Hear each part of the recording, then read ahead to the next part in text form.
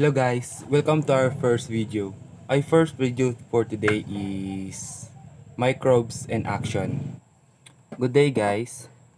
Our today's topic is to answer your curiosity on what microbes are responsible or what microbe takes place in some process like food spoilage, kimchi production, wine fermentation, water contamination, and fruit spoilage. So first, let us answer what is microbes.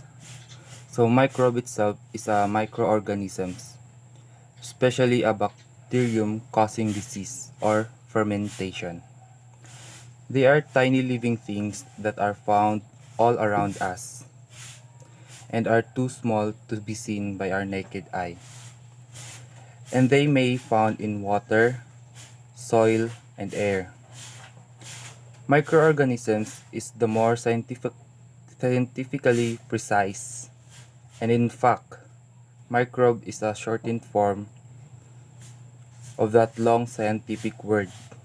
This is from the Greek word micro means small and combined with bios means life. Also, there are different types of microbes. These are bacteria, fungi, algae, protozoa, and viruses.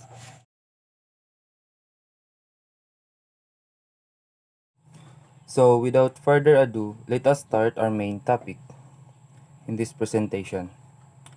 First, let us discuss how microbes takes place in food spoilage. Food spoilage or food contamination results when microbiological, chemical, or physical changes occur.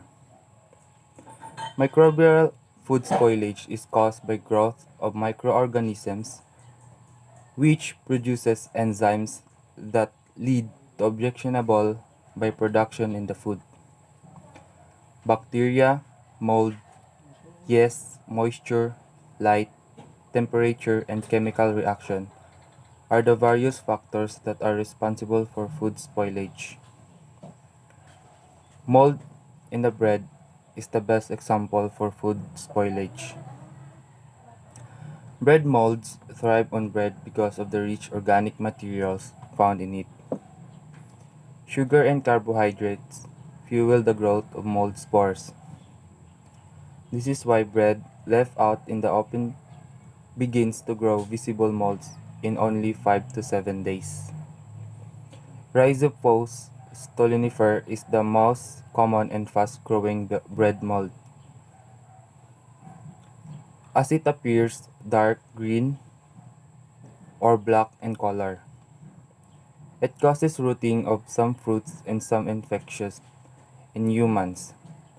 This bread mold is dangerous for it may cause sickness and inhaling spores may trigger with breathing problems if a person has mold allergy.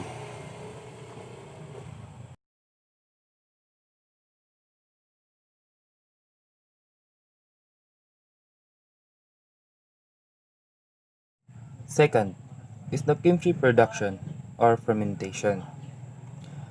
Kimchi fermentation is initiated by various microorganisms originally present in raw materials.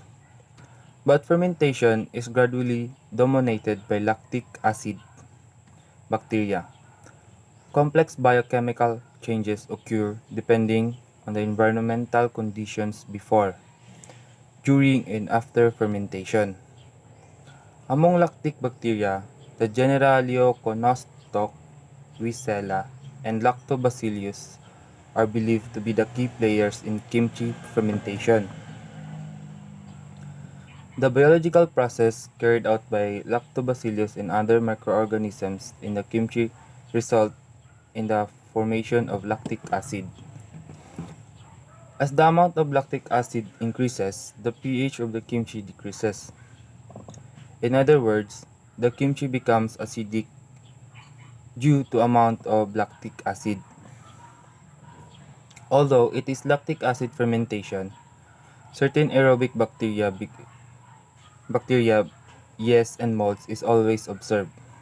Lastly, because it is fermented food, it boasts numerous probiotic These healthy microorganisms may give kimchi several benefits.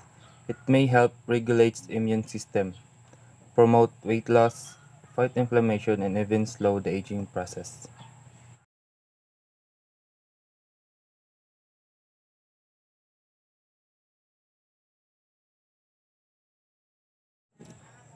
Third is the wine fermentation or production. Wine production is a microbiological process where yeast and bacteria consume sugars, acids, amino acids, and other compounds, leading to formation of microbiological safe, stable, and enjoyable beverages. Yeast are the main fermenter and alcohol producer in, producer in the production of wine and other beverages. The main yeast species is Saccharomyces cerevisiae. It ferments the sugars coming from different sources like grapes for the wine fermentation. Both wild and cultivated strains are used. The species or strains in the fermentation play an important role in giving the final taste properties of the drink.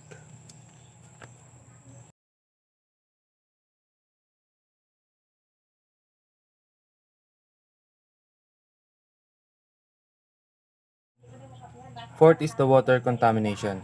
The microbial contamination of water is often of fecal nature related to humans, domestic animals, and wildlife. Biological contaminants are organisms in water. They are also referred to as microbes or microbiological contaminants. Pathogenic or disease-causing microorganisms may be found in untreated water supplies. Contaminated water is water that is changed due to the presence of chemicals, microbes, or physical alteration. Water can be contaminated in several ways. It can contain microorganisms like bacteria, parasites that get in the water from human or animal feces. Of many infectious microorganisms found in the environment, bacteria such as Shigella, Escherichia coli, Vibrio, and Salmonella. Viruses and other protozoans such as Entenova may be found in water. It can contain chemicals from industrial waste or from spraying crops. Coliform bacteria are a group of bacteria organisms used as indicator to help determine if treated water is of microbiological quality acceptable for human consumption. Bacterial, viral, and parasitic diseases like typhoid, cholera, encephalitis, poliomyelitis, hepatitis, skin infection, and gastrointestinal are spreading through polluted area.